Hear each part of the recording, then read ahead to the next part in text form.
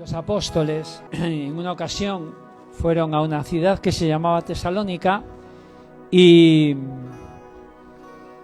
dicen de ellos, estos que trastornan el mundo entero, también han venido acá. Y si tu creencia en Dios no produce cambios en ti y no produce cambios en tu alrededor, quiere decir que algo no va bien, que algo no está bien. Podemos conocer a Dios y podemos ser creyentes, pero si esa creencia forma parte de otras muchas creencias en nuestra vida, pues no sirve para mucho. El apóstol Pablo, en este caso era el apóstol Pablo y su equipo, iban predicando el evangelio y por donde quiera que iban, dice que trastornaban, cambiaban, le daban la vuelta a la ciudad. Trastornar es sacar a uno del lugar donde se hallaba fijo. Si tú conoces a Dios y sigues en el mismo sitio, en el mismo lugar, es que no le conoces. Es que no le conocemos en profundidad. Trastornar es perturbar el sentido o la conciencia o la conducta de alguien acercándolos a la anormalidad. O sea, trastornar es que hay cambio, ¿no? Y hay un cambio de sentido. Hay un cambio de sentido en tu vida. Tu vida, cuando conoces a Dios de verdad, al Dios vivo, al Dios verdadero, al Dios creador de los cielos y de la tierra, cuando tú le conoces de verdad y tienes una relación personal con ese Dios, pues entonces todo dentro de ti va cambiando, todo se perturba. ¿Por qué? Porque hay muchas creencias que son erróneas. Muchas creencias en las que hemos creído, muchas conclusiones a las que hemos llegado que son equivocadas. Como por ejemplo, es mejor recibir que dar. En el Evangelio dice es mejor dar que recibir. O si me la haces me la vas a pagar. Y en el Evangelio lo que dice es que perdones incluso a tus enemigos. Incluso a los que no te han pedido perdón, que tú les perdones. Todo se trastoca, ¿no? Todo se perturba, todo se trastorna. Trastornar es alterar la normalidad del funcionamiento de algo o de la actividad de alguien, como por ejemplo esta reunión. Esta reunión primero tenía que ser la alabanza, luego el pan y el vino, luego la predicación de la palabra y por último la oración. Lo hemos trastornado. Así es Dios. En todo aquello que tú controlas, tú eres dueño y eres el Señor. En lo que no controlas tienes que confiar en Dios. Y por eso hay mucha gente que no confía en Dios. Incluso dentro de los creyentes, dentro de la iglesia. Nos gusta tenerlo atado todo y bien atado. Y tiene que ser las cosas primero, segundo, tercero, cuarto. Como a mí me parece que tiene que ser. Y cuando esto no sucede, pues entonces estoy trastornado. Eso es lo que quiere Dios, trastornar tu vida para que tú confíes en Él. Tengo poco que confiar en Dios. Si yo controlo mi vida, si yo sé lo que va a suceder mañana, si yo tengo una agenda, poco tengo que confiar en Dios. Y entonces, ¿para qué esta sociedad necesita a Dios? Pero te digo una cosa, te estás perdiendo algo muy bonito, algo maravilloso, que es que la voluntad de Dios se haga en tu vida, porque Dios tiene planes para ti, porque Él te conoce por dentro y por fuera y sabe qué es lo que tiene que realizar contigo. Por eso tenemos que dejar que Dios obre en nuestra vida, primero nos trastorne a nosotros. Pero ¿cómo llegaron hasta aquí esta gente que trastornaban el mundo?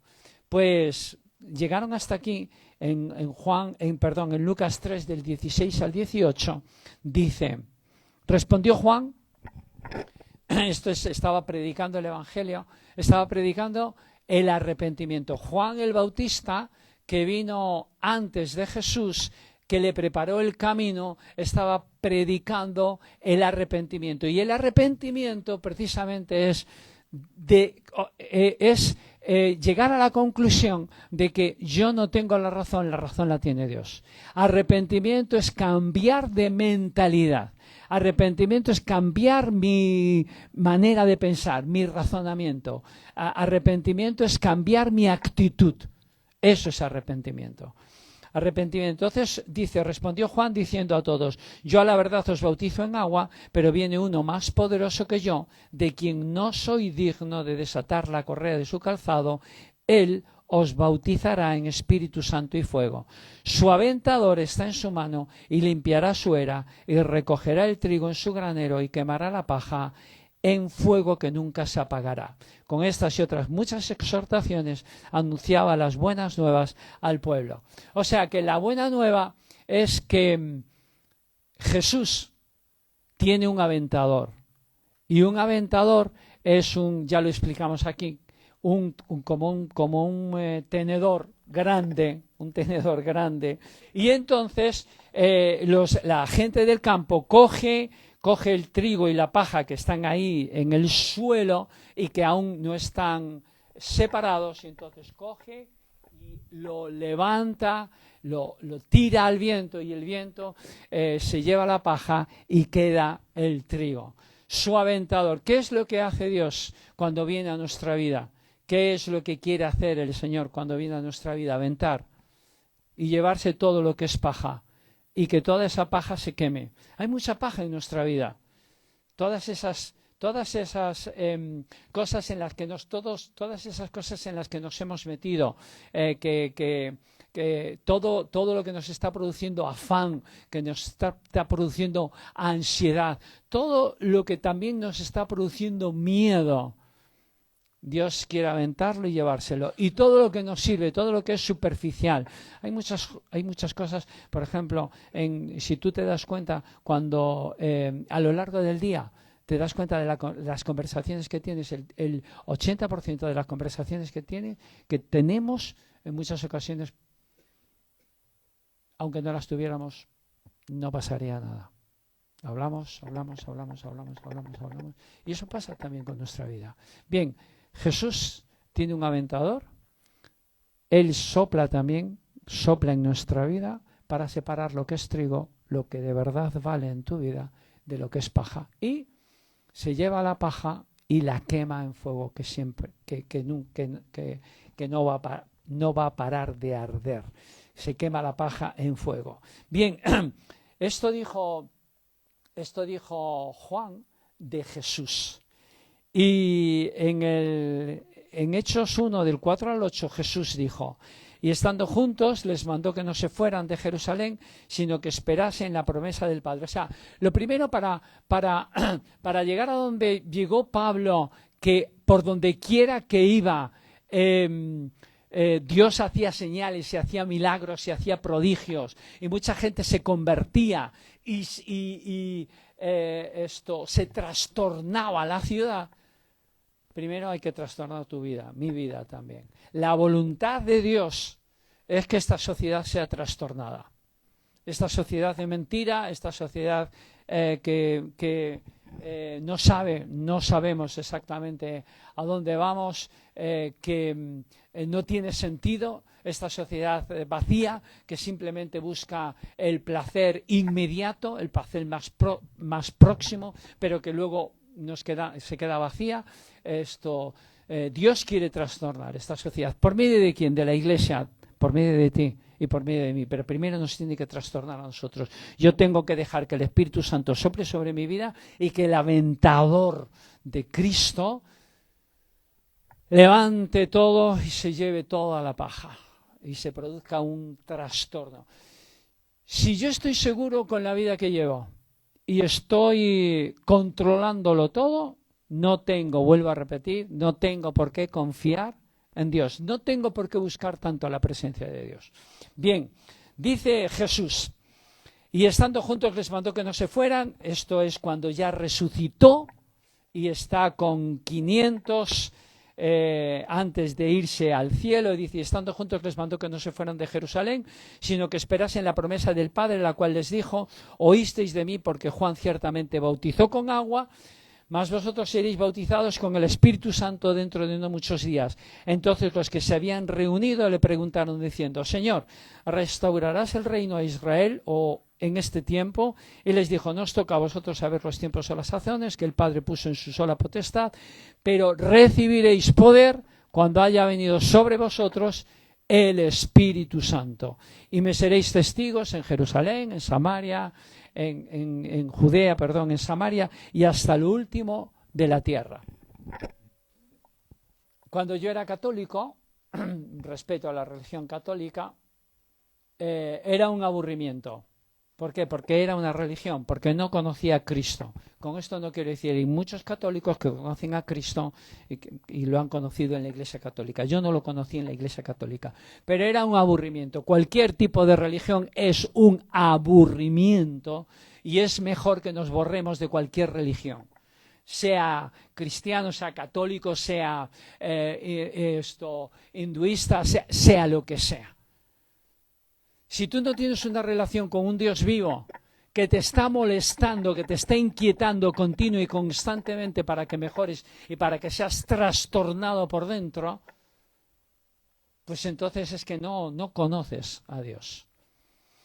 En la medida que nosotros vamos pensando que vamos conociendo a Dios, Él va a tener un reto mayor para que tú le conozcas más. O sea, hay mucho más.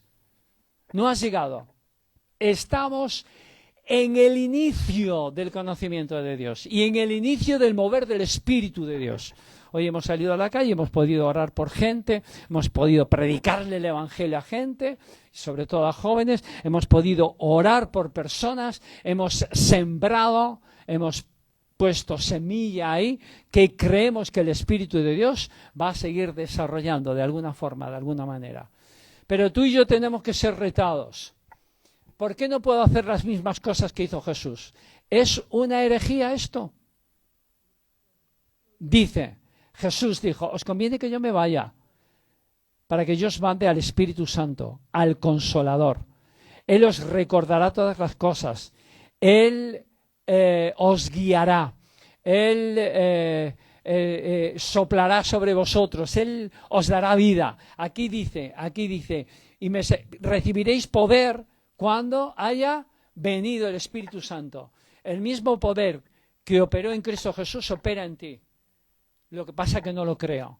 Tenemos que poner en práctica y orar más, rompiendo el techo, como decíamos el otro día, por lo sobrenatural, creyendo, orando oraciones de fe, primero en mí, primero en mi casa y luego fuera. Permitir al Espíritu Santo que me despierte a las 3 o a las 4 de la mañana con una oración o abrirme totalmente para que por medio de visiones y de sueños el Espíritu Santo también me hable. Entonces, dice la Escritura, y en los postreros días, dice Dios, derramaré de mi espíritu en estos días sobre toda carne, y vuestros hijos y vuestras hijas profetizarán, vuestros jóvenes verán visiones y vuestros ancianos soñarán sueños, y de cierto sobre mis siervos y sobre mis siervas en aquellos días derramaré de mi espíritu y profetizarán. ¿Por qué no profetizamos más? ¿Por qué no tenemos más visiones? ¿Por qué no tenemos más sueños? ¿Por qué no lo buscamos? Tenemos que buscarlo. Tenemos que buscar sueños, visiones, profecía. Tenemos que buscar los dones del Espíritu Santo que se desarrollen. Pero para esto yo tengo que tener una comunión diaria con el Espíritu Santo.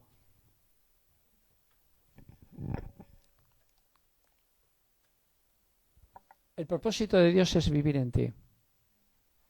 Moisés en un momento determinado, cuando estaban en el desierto, le dijo a Dios, Dios le dijo, Moisés, como este pueblo de Israel es tan cabezón, que es tan cabezota, no me obedecen, pon tu nombre ahí, y el mío también. Mira, te voy a dar toda la bendición de entrar en la tierra prometida, pero yo no voy a ir contigo. ¿Qué deseas que Dios haga contigo? Que te sane de una enfermedad, que te dé trabajo, que prosperes, que tengas muchas cosas, que tu familia esté bien, que... Bien, pues todo eso, le dijo a Moisés, todo eso te voy a dar, pero yo no voy a ir contigo. Moisés, que era un conocedor de Dios, le dijo, si tu presencia no viene conmigo, prefiero el desierto, prefiero la prueba. Así que si a lo mejor estás en prueba, es porque Dios quiere mantener una relación contigo bien directa.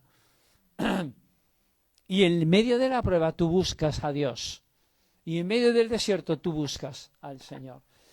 Hemos sido creados para llevar la presencia de Dios en nuestra vida y ahora somos templos del Espíritu Santo, dice la palabra de Dios. Yo soy templo del Espíritu Santo y tú también eres templo del Espíritu de Dios.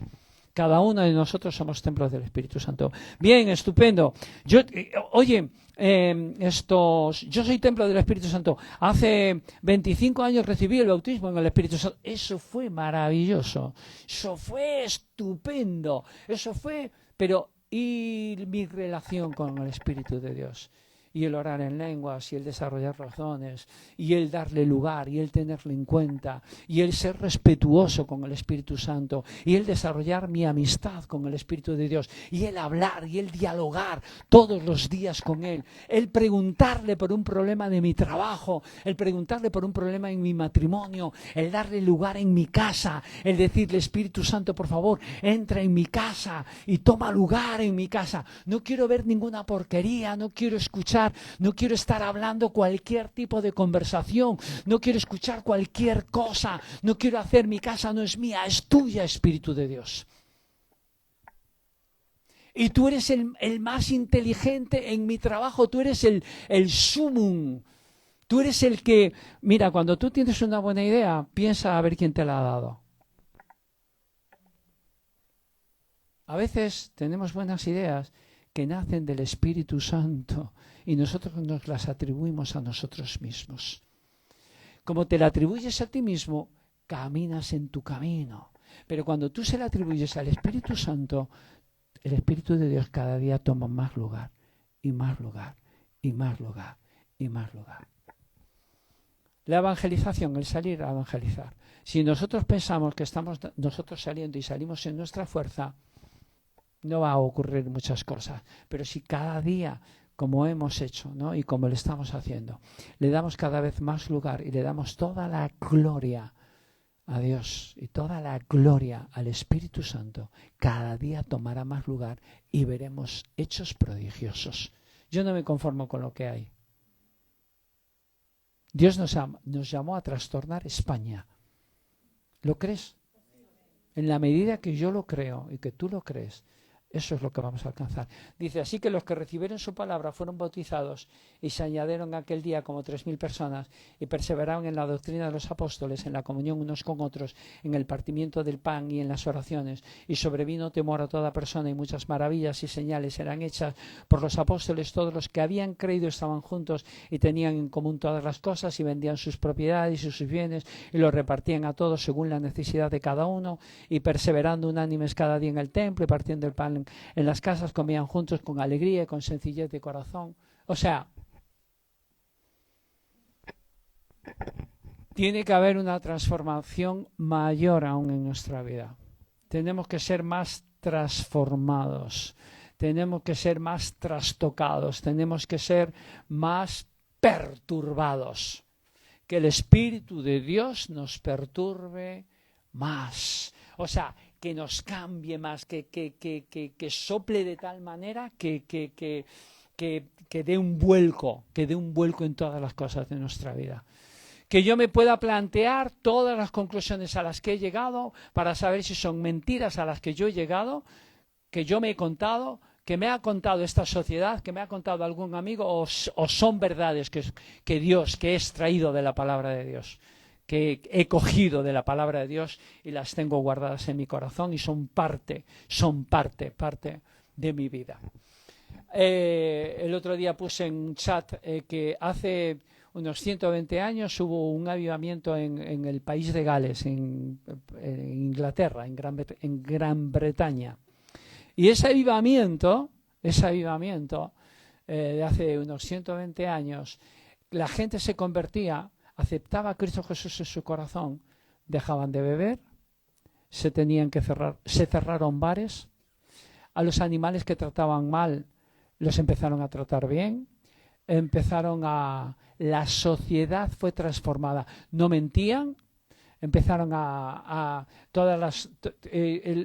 había cárceles que tenían que cerrar, la policía no tenía todo el trabajo que esto es trastornar un país por medio del mensaje del Evangelio. ¿Lo crees que puede suceder aquí hoy?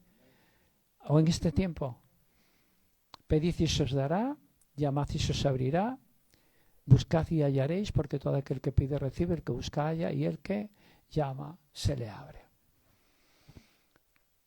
Por donde quiera que pasaba, el apóstol Pablo fue un perseguidor de la iglesia.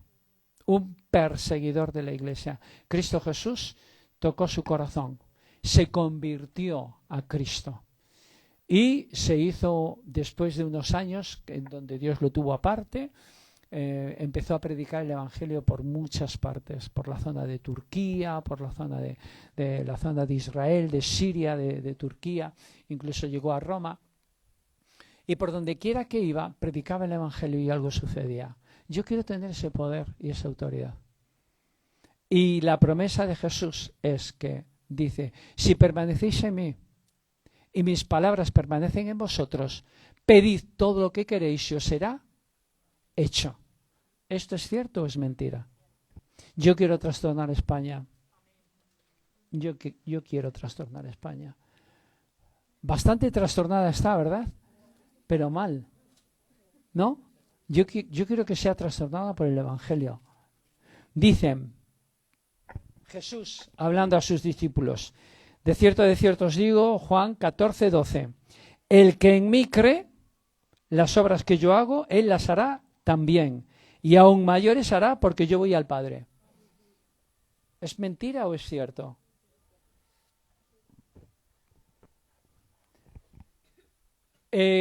A Jesús le tocaban y sanaban los enfermos.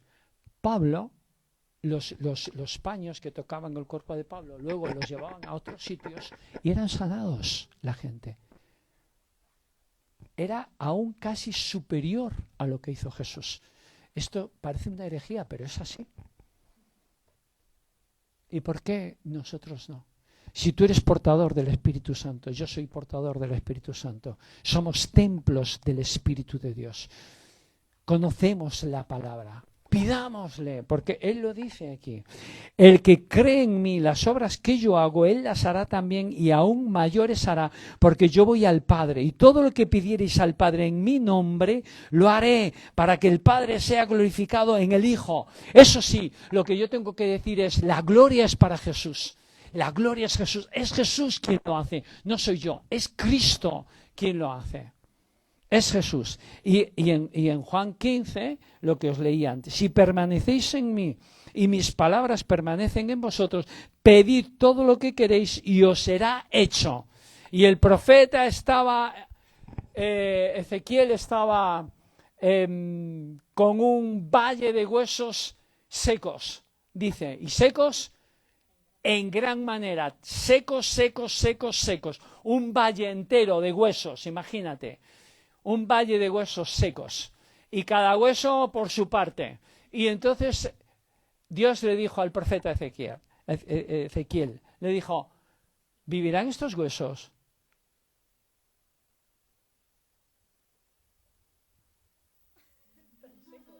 Me lo preguntan a mí y digo, esto es imposible, Señor.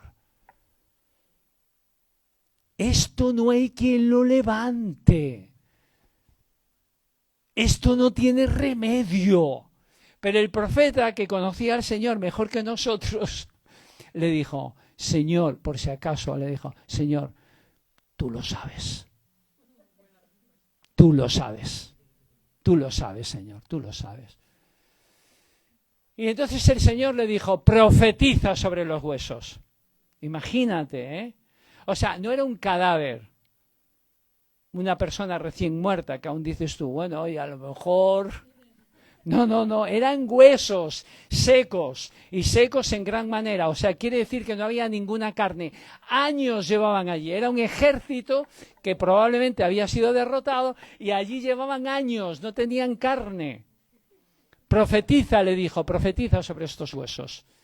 Y entonces el profeta empezó a profetizar y empezó a declarar la palabra. Declara la palabra de Dios. ¿Qué dice la palabra? Que cosas mayores que las que hizo Jesús, cosas iguales o mayores que las que hizo Jesús, son las que nosotros tenemos que hacer.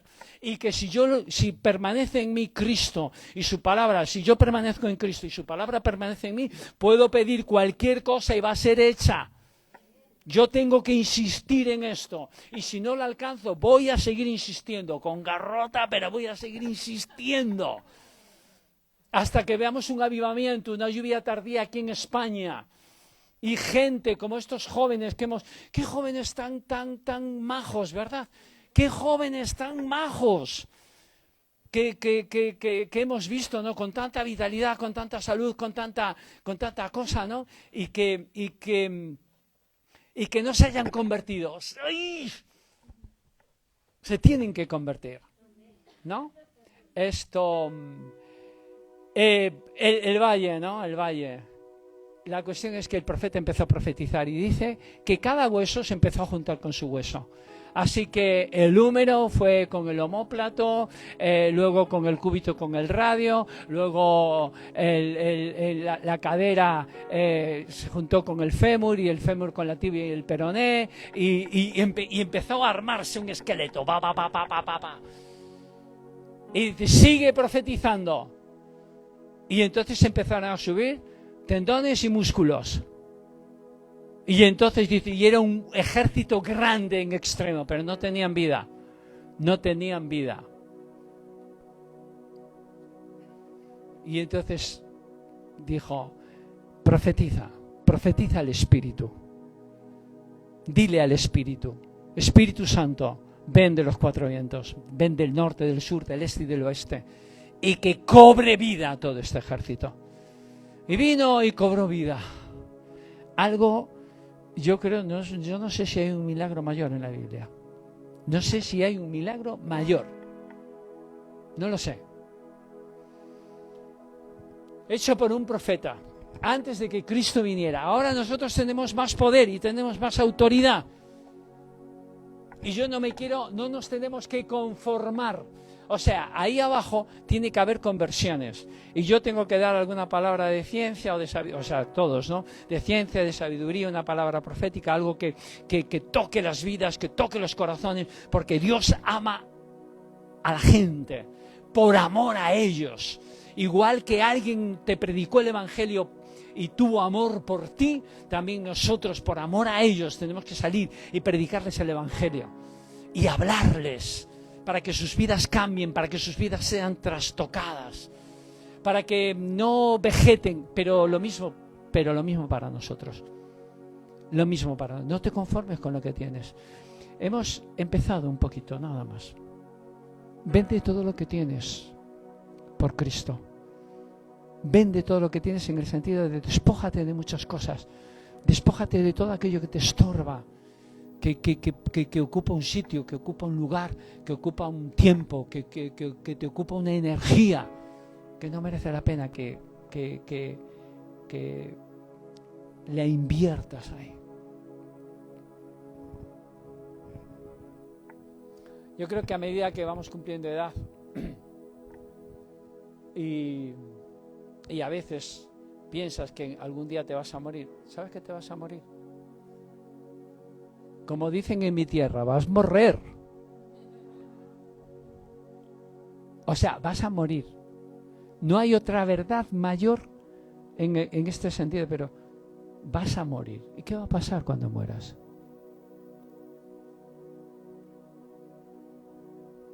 Todos vamos a tener que dar cuentas de lo que hemos hecho. Todos. Y todas estas personas que se levantan que piensan que no porque son millonarios o porque son políticos muy importantes y que piensan que no van a tener que dar cuenta a nadie, van a tener que rendir cuentas al Dios Todopoderoso y va a haber un juicio Y Dios se va a sentar como juez. Y va a decir, ¡pa! Hasta aquí, ahora viene el juicio. ¿Qué le voy a decir yo? ¿O qué le vas a decir tú?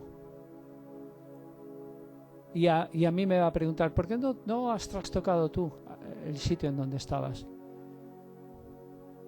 ¿Por qué tu vida no fue trastocada? ¿Por qué quisiste tener el control de tantas cosas? ¿Por qué querías orden? ¿Por qué no permitiste? ¿Por qué no tenías más comunión con mi espíritu para que te guiara y para que te informara de lo que yo quería hacer ese día?